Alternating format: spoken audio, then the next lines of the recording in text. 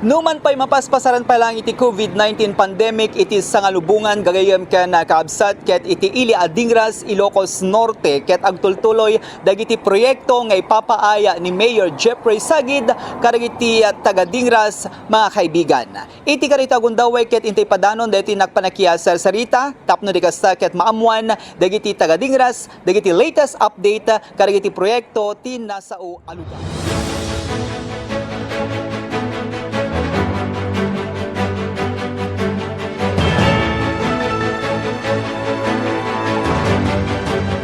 Well, di jati pakakawaan tayo Joey, amo tayo amin nga month of March kat iso iti panagpiesta iti iling Adingras ngam kadagiti nga panahon kat adab pala dagiti limitasyon nga masapol nga tungpalan tayo kadijay mesa nga guidelines kat maximum of 150 ti large gathering.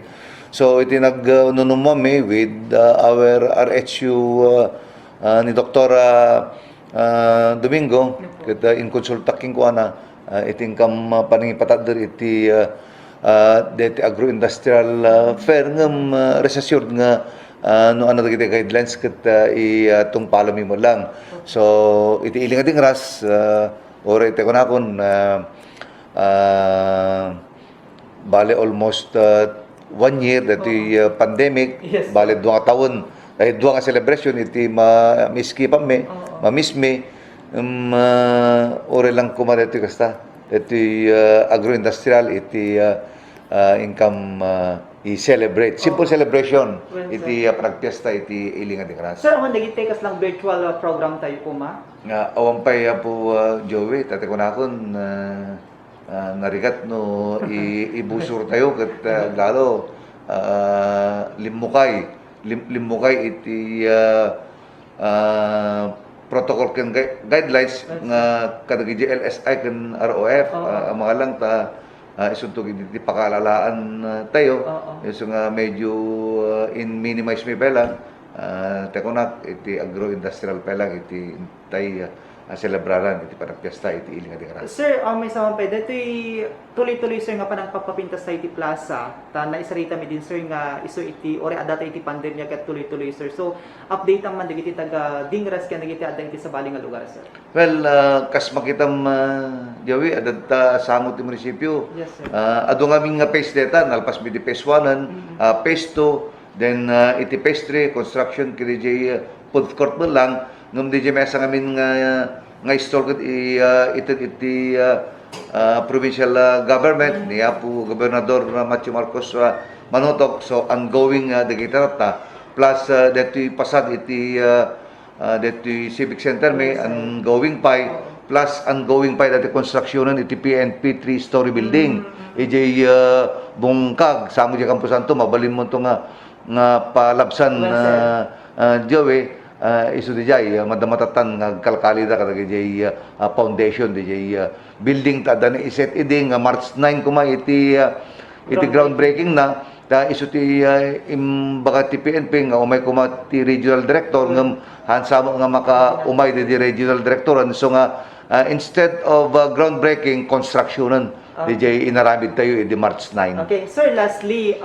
napalukayan ti health protocol sa iti probinsya kaya naging magmamano nga luglugar sir. So addan sir digitay naki-communicate kanyam tapno diga sagad digitay agapu ti abroad or agapu ti Manila ket na-i-coordinate da kan sir.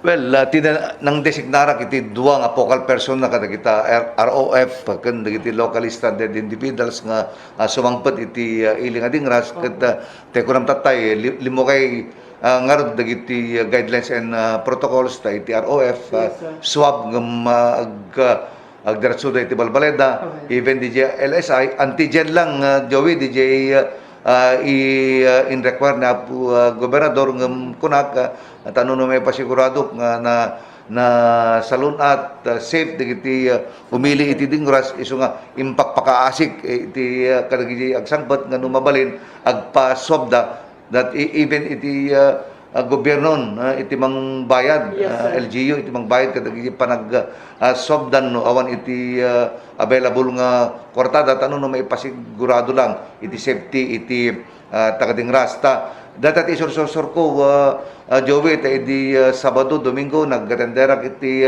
barangay assembly, bali warong barangay, tanong no may disseminate, di barong guidelines kan protocols, iti digito LSI kan ROF, kan kastapay nga, tanong no ad may ibagapay, digito information, iti vaccine plan me, iso nga di iti isursur me, nga i-meeting ka digiti barangays. Actually, dapay man tuno bigatan ket ag-assembly meeting manin iti Bamasya Samar, 5 barangay. Then Sabado Domingo sag lilima nga barangay iti kada aldaw no may bagami dagiti information about the vaccine ken dagiti baro nga guidelines iti dagiti returning residents. Okay, sir, dapat kayat mga ipadanon, go ahead po.